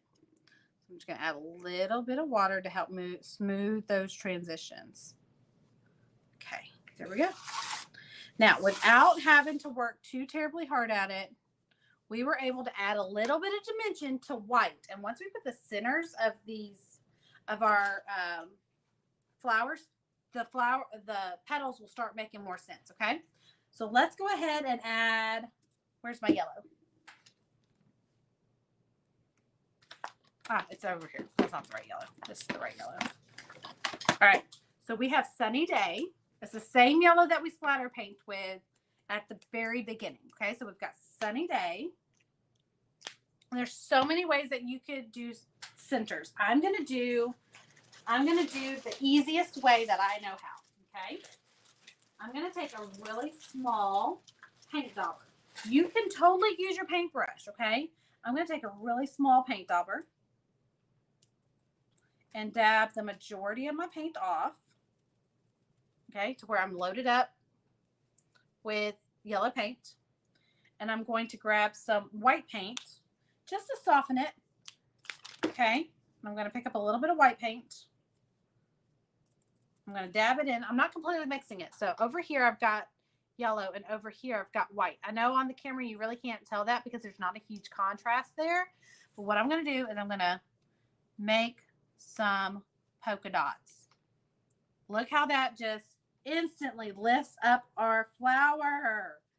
Gosh, this is my favorite little flower tip. You do about 4 or 5 little pounces. You don't want 4 like as a box. You don't want to go, let me show you. You don't want 1, 2, 3, 4. That looks like a square. Put one in the middle and then kind of round it out a little bit. Okay. You want 4 to 5. Try to keep it odd, right? Like odd numbers in flowers, really. You just don't want to overdo it. Like I just did. As I'm saying, don't overdo it. You don't want to overdo it. And if your yellow is really fading in, just pick up a little bit of white and do it in the dead center, right? Right. Okay. Cool. Good chat. I need just a smidge more white. I ran out of white for this last flower. So my favorite way is to do about 3 and then add 2 more. And that gives you a nice kind of a 5 little, let's do one in the center. All right. So I'm done with this polka dot dauber. Okay. We're going to throw it in the water. We do not want it to dry out. One thing you can do, if you don't want to throw it in water, you can put it in a Ziploc bag and set it off to the side, close the bag, and be able to wash it whenever you go to wash your brushes. The Ziploc bag will keep it from drying out. All righty. So our last little step before we do my very favorite part, which is the blueberries, is we need to paint all this down here. We need to paint the watermelon seeds and the ant. Let's see. Can y'all see that? Let's do it right here. The watermelon seeds and the ant. So I'm going to take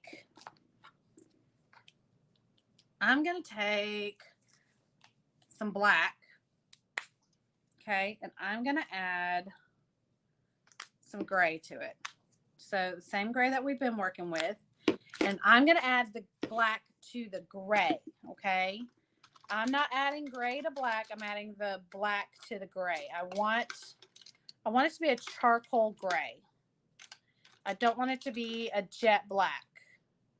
I'm going to use an angle brush, at least for these watermelon seeds. I'm going to use an angle brush. I want it to be a darker gray. Remember, mix more than you think you're going to need.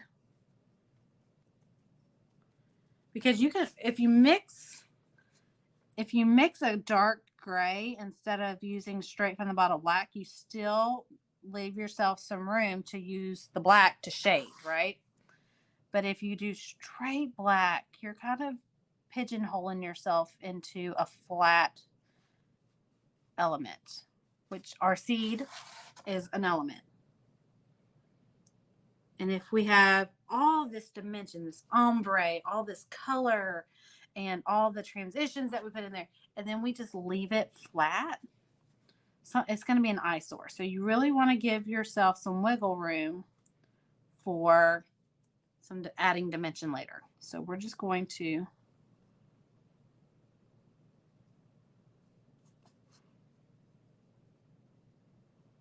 take your time, stay in the lines. Don't try to zoom through it. Take your time and give yourself some grace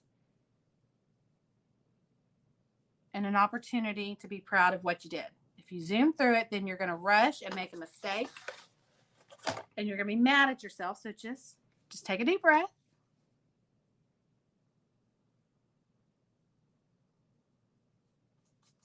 And take that extra little bit of time so that when you're done, you're like, "Ooh, I really like how that turned out." Instead of, "Man, I wish I wouldn't have rushed through it."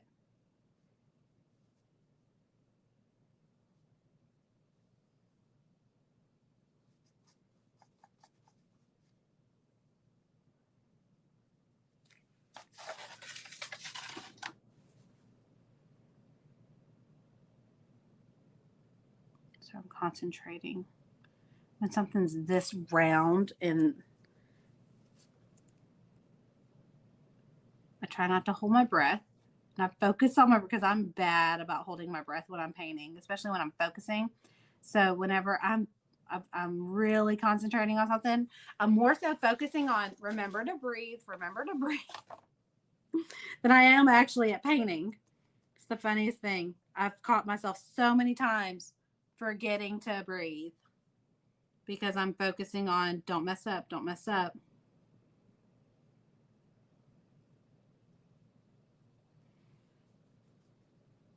Okay, I want to know, is this ant black? No, it's gray. Same color as the seeds. I'm going to bump down in brush size.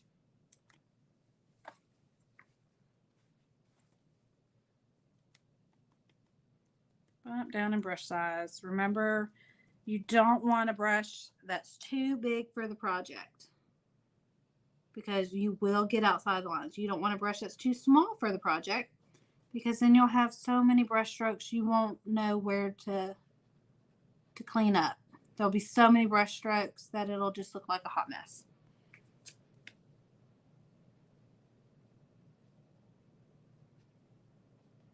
There we go. And we're just going to take a little liner brush and do this itty bitty little spot where it connects his head to his abdomen right here. Just a itty bitty little.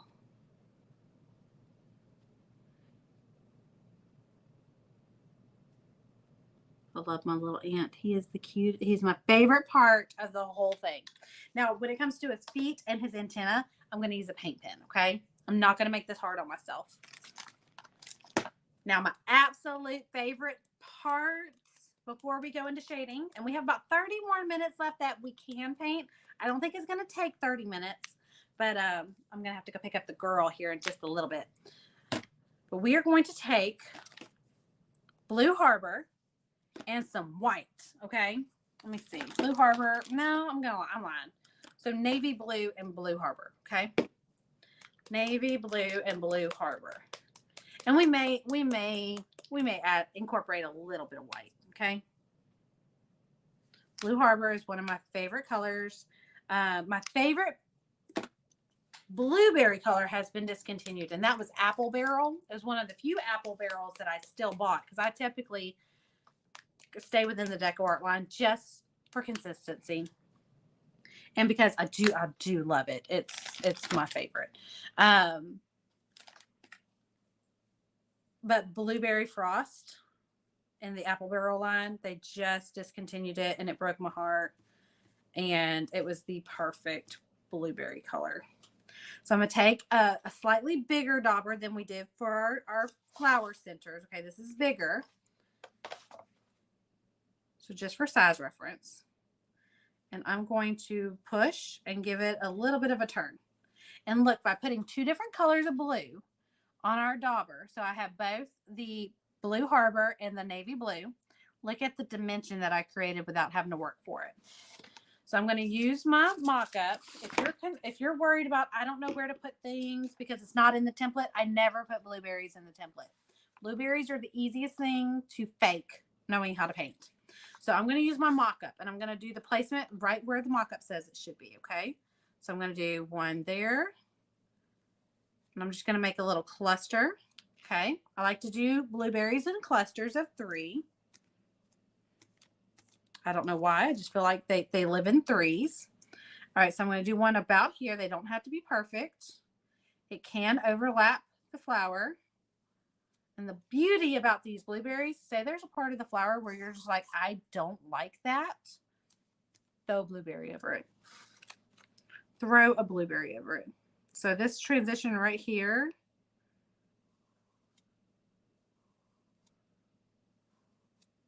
look at that. I just love how the dauber does all the shading work for me. I need one more up here.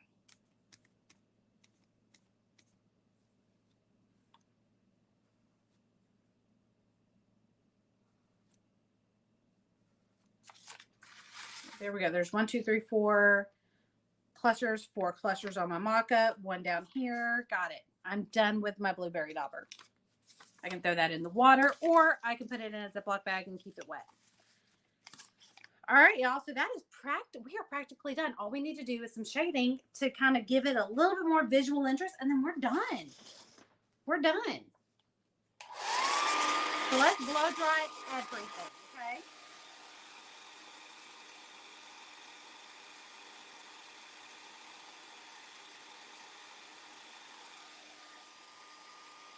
Marie, you know me, I don't hand letter. I'm not a big hand letterer, but I will say anytime I do lettering, even if the lettering is etched on the blank, I hold my breath too. And there's just something about all those dips and turns and curves and all that jazz.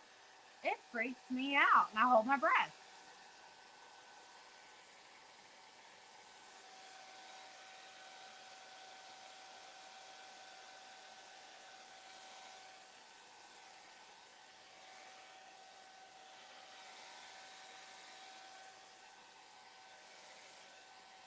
All right, I'm just making sure anything that might be a paint ridge is dry, especially dry to the touch. Oh, hey, Vicki. Thank you. I enjoyed painting it. Well, if you enjoyed this one, make sure you come back tomorrow for our cupcake. This is what we're painting tomorrow. We're painting our cupcake mini. Tomorrow at noon. Same place. Okay. So that's pretty much, everything's pretty much dry to the touch, or at least I can go ahead and start shading over it. Really, when you're shading, you really want things to be bone dry, okay? But dry to the touch will suffice, but you really want it to be bone dry. And the way you check that is if you put your hand over it, if it's chilly compared to other spots, like if this spot right here is room temperature, but then you move over here at like right here, this is still chilly. And you see that right there? That was wet paint. So that's still, but I'm not going to be painting over that, so I'm not going to worry about it.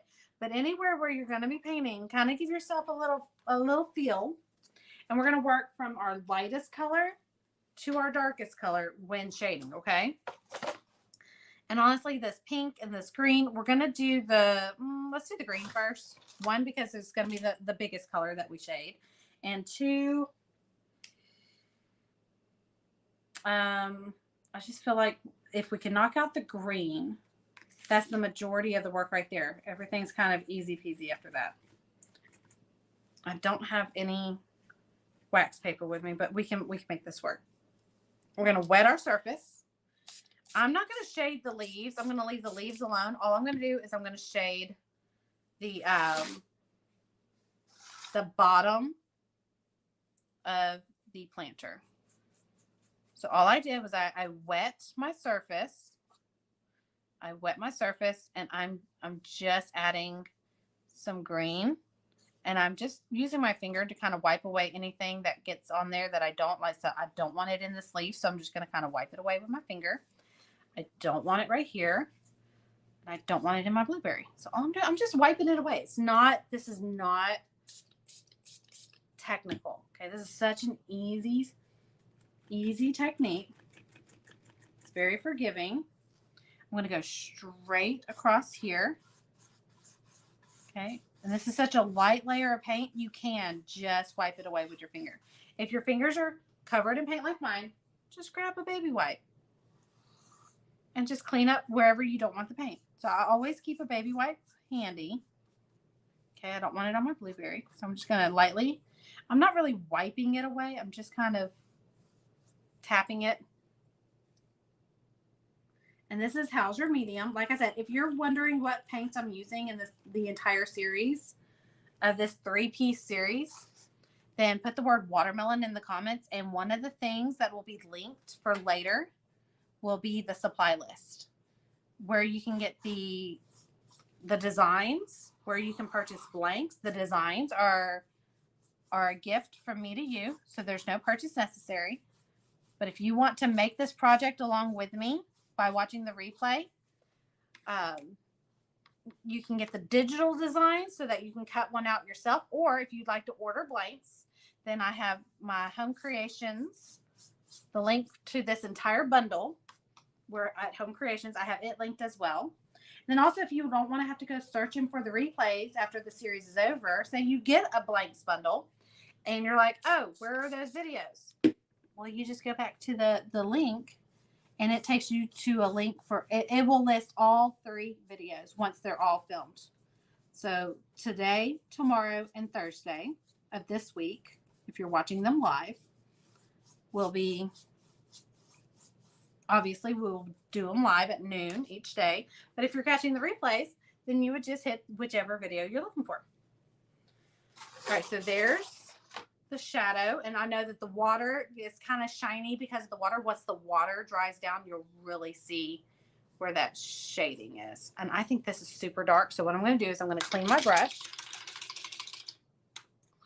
And I'm going to add water. Remember, if we feel like something's too dark, clean your brush, add water, and move that paint. Just kind of dilute it down a little bit. Okay, and all I'm doing is I'm just smoothing it out a little bit further down the line. And if it gets somewhere where it's not supposed to be, take a baby wipe and clean it up.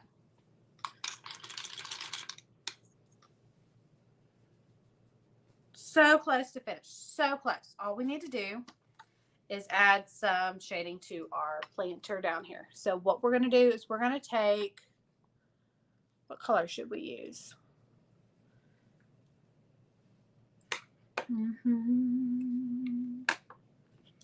I think we're going to use Wild Berry. We're going to do Wild Berry till we get to about right here. And then I'll deepen it up a little bit. I'll deepen it up just a little bit. We don't need a lot of paint. We need a drop. Honestly, this technique does not take a lot of paint. It just needs a drop.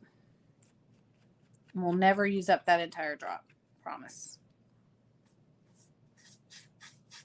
Okay, so this is super dry. So you see how that's kind of almost like Morse code. It's kind of just spray a little bit of water. Even though that seemed like a lot. This is such a fine mist of water that it's not.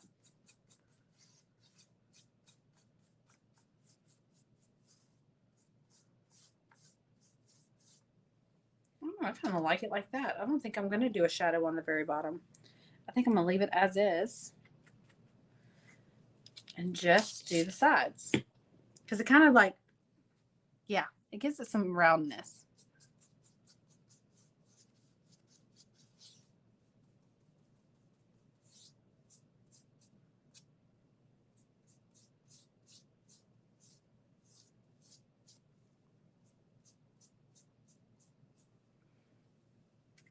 I want it to be a little thicker, a little wider.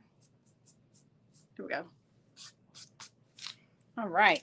I like it. I'm going to leave it just as is. I love it. So the last thing I got to do just to add final touches is I'm going to add some paint pen. Let me grab, this is a 1MR black paint pen, okay? This is a Uniposca 1MR, 1MR being the size. Okay, 1MR being the size. Okay, and all I'm going to do is I'm going to Just outline and fill in his little hands. There was no way I was getting a liner brush in there and getting this clean of a job. I'm not, y'all know me, I'm not a huge fan of overuse of paint pens, but I do believe that there's a time and a place. And this is it. This is one of them. Making these really thin, skinny lines for his little carrying of his blueberry. Okay. This little oval here. Fill it in. I just do just lines. I don't try to color it in like a crayon. I just do single lines side by side. I do straight lines down.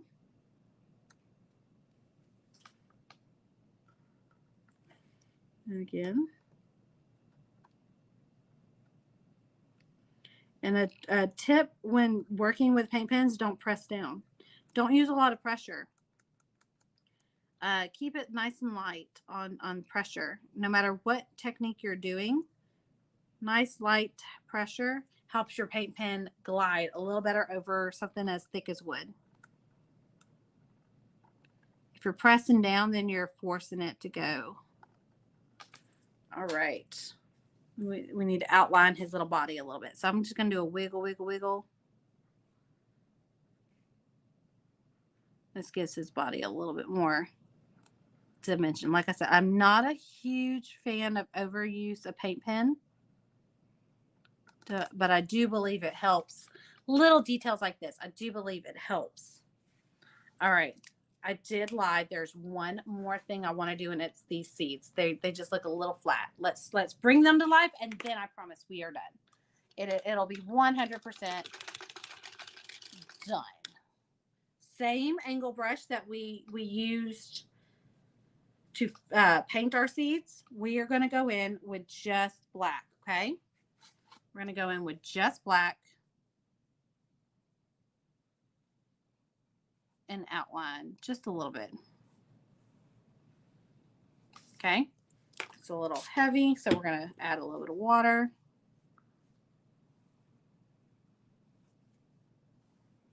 I'm going to clean my brush up.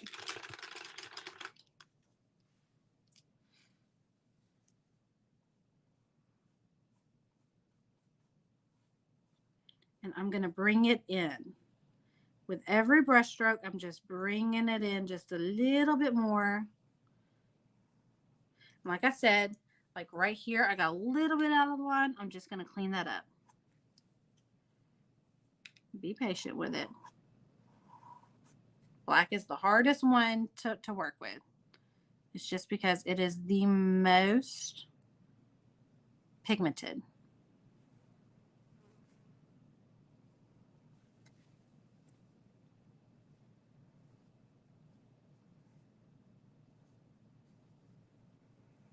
Okay.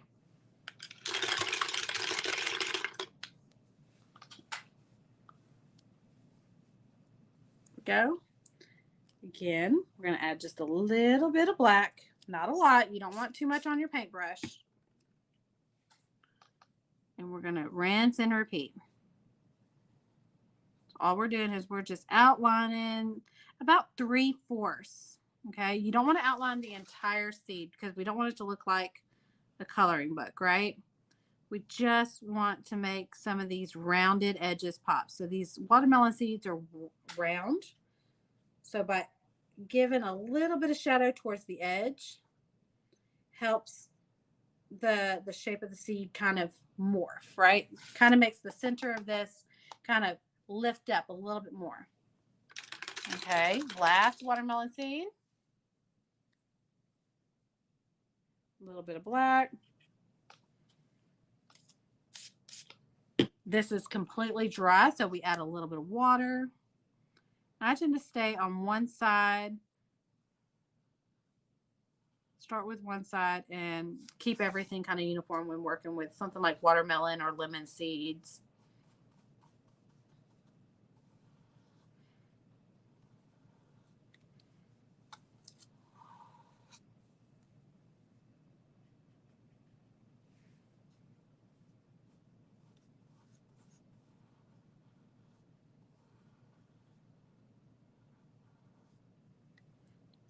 Okay, I think I'm happy with that. I don't want them to be super matchy because I don't want, like I said, don't want a cartoony look. Let's see. Do we have everything? Can we see everything? Let's see. I'm waiting for the replay. So there's a little bit of a delay. Hold on, let's go bump out just a little bit more. What do we think? What do we think? We like it? All right, there's the top. Let's give a little peekaboo of our, oh, how cute is he? Oh my goodness, I love it. Oh, I love it. Alrighty, so if you enjoy painting this with me, I see little spots. Once it dries, I will kind of gauge it. I do see little spots where I'm like, oh, we could totally do some shading there, or oh, we could give a little bit more dimension here. But I don't like messing with anything until it's completely dry. So I'm happy with it the way that it is. I love, my favorite part has to be our little ant man down here. Isn't he cute? Ah, I'm really loving the ants that, oh yes, isn't it cute?